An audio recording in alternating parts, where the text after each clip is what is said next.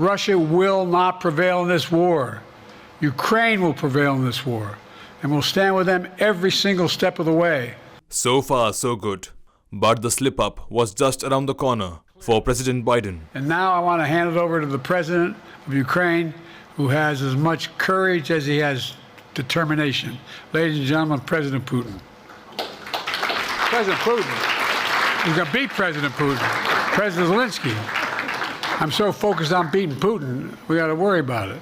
Anyway, Mr. President. I'm better. You are a hell of a lot better. Zelenskyy may have come to Biden's rescue, at least somewhat, but the damage was already done.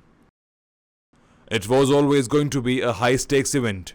The NATO summit in Washington had the eyes of the world on it, and Biden under a microscope. And he slipped up on more than one occasion. After calling Ukraine's President Zelenskyy President Putin, Biden at least corrected himself. But during the press conference that took place later in the day, he misidentified his own Vice President, Kamala Harris.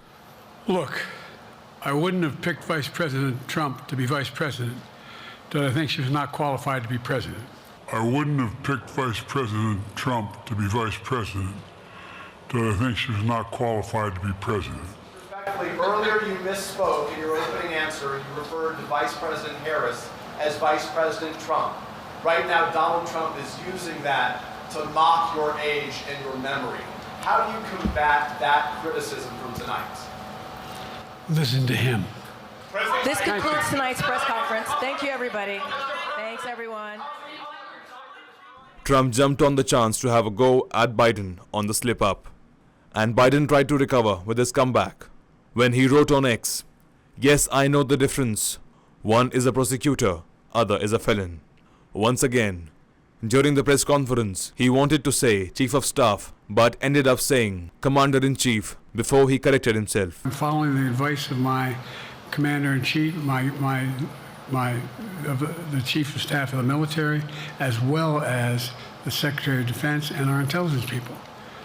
Biden has come under increasing scrutiny after a halting performance during the first presidential debate in June. The summit was supposed to help his campaign show that what happened on June 27 was an exception. But over the last few days, voices of concern have become more vocal within his own party and supporters. Among them is Vermont Senator Welch and prominent donor for his campaign, actor George Clooney, who have asked Biden to step down from the race, something Biden has stridently opposed. But the series of verbal slip-ups in just one day may only add to supporters and his party pushing even more to get Biden out of the race to the White House.